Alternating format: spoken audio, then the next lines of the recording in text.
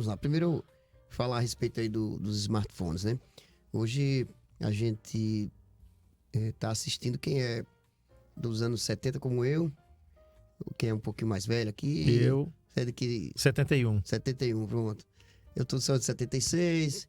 Quem é quarentão, cinquentão ou mais, viveu uma outra época, né? Que não existiam esses aparelhos. Uhum. A gente viu surgir e a gente sobrevive sem. A gente era feliz e não sabia. A gente sobrevive sem. Eu brinco muito com meus filhos, que meus filhos não saem de perto do celular e eu fico tranquilamente sem.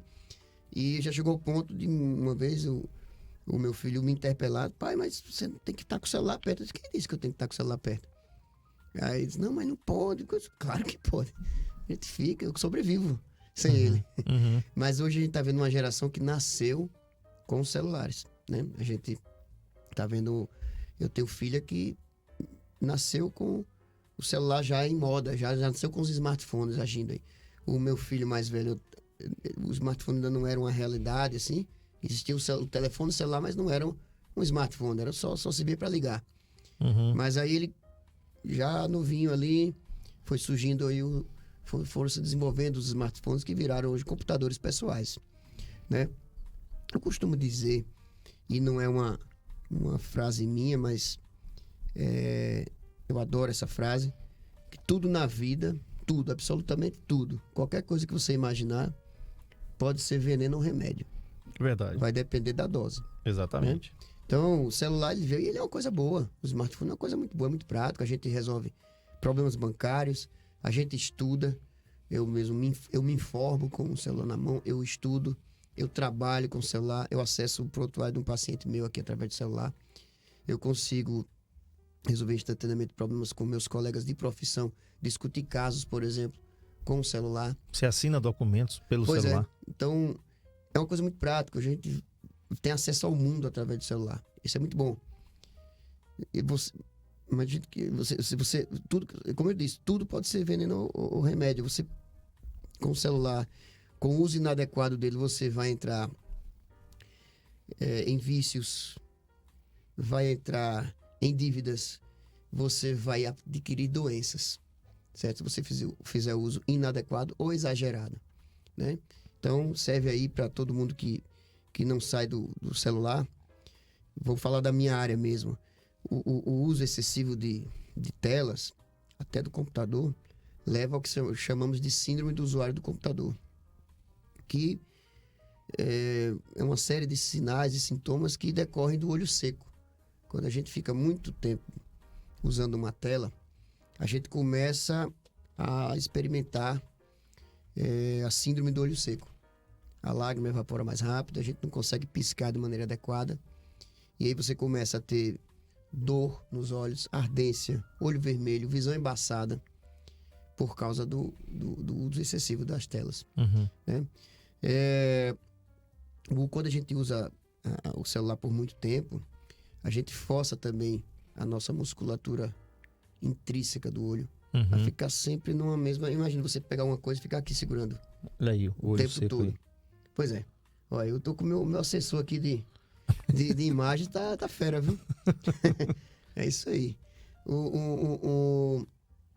A pessoa, imagina você pegar um peso e ficar aqui o tempo todo com ele. Bom, você vai cansar. E no outro dia você vai estar com esse músculo dolorido. Uhum. Né?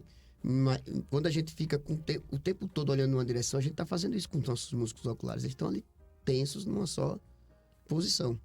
Então, isso a longo prazo, depois de alguns minutos ou horas, eles vão ficar cansados. Isso se reflete com desconforto periocular, dor de cabeça, por exemplo. Né? Eu já falei aqui do ritmo circadiano, né? A luz emitida pelas telas altera a liberação de melatonina. Então, essa moça que foi retratada aí, que foi citada na pergunta, está com dificuldades de sono, né?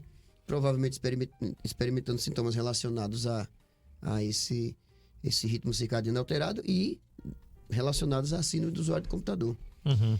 E eu noto, aí não é minha área, André, que eu estou notando uma geração que está ficando ansiosa. Aí não, eu vou me meter numa área que não é a minha, mas isso é uma observação pessoal. Não é de médico, é de cidadão comum. cidadão comum.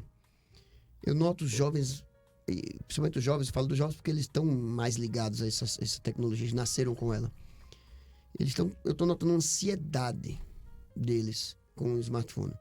Você vê os jovens sentados hoje numa repartição pública, num bar, num restaurante, eles não tiram o celular da mãe, não param de ficar clicando e olhar para...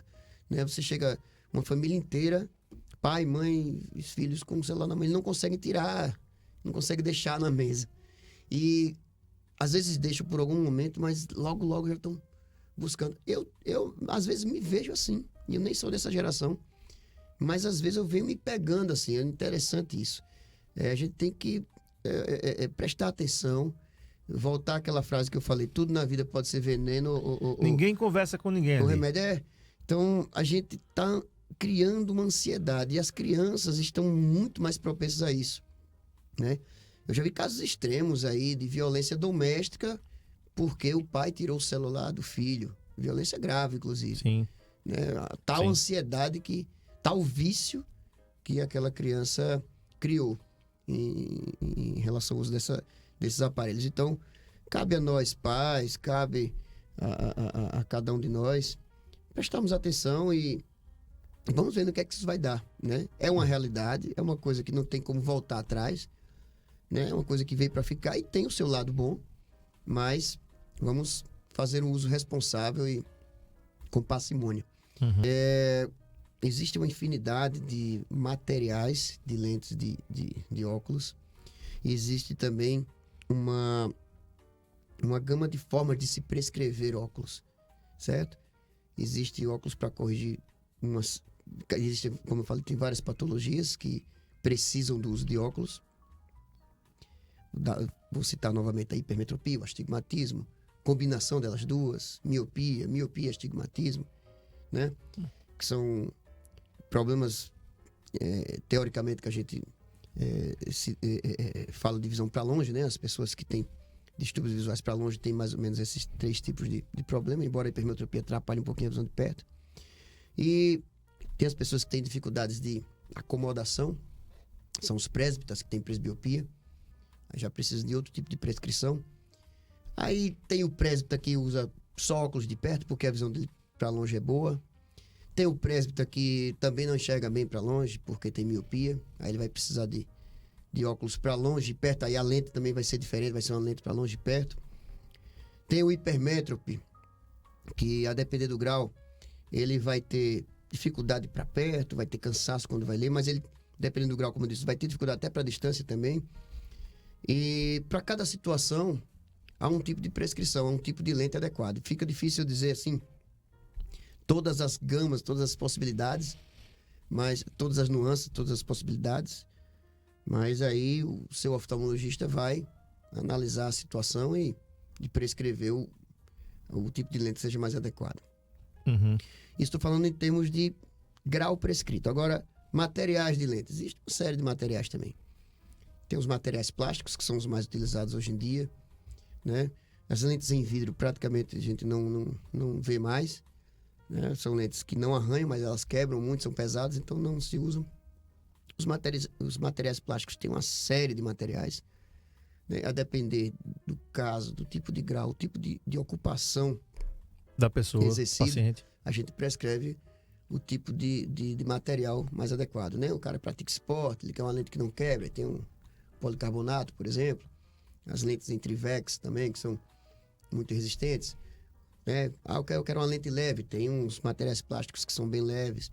Eu quero uma lente que fique mais fina. Aí tem as resinas em alto índice, que também ficam bem fininhas, né?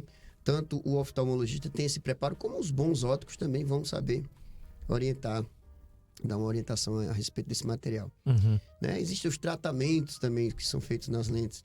Tratamento antirreflexo, né? O tratamento fotossensível, os filtros de luz azul, enfim, são outro aspecto da prescrição que, a depender da demanda do paciente, do tipo de atividade que ele exerce, do tipo de grau que ele tem, a gente prescreve de acordo com a situação, né? Mas eu acho que é mais ou menos isso que ele queria saber. Sim. Existem lentes adequadas para cada situação, sim, e isso é individualizado caso a caso.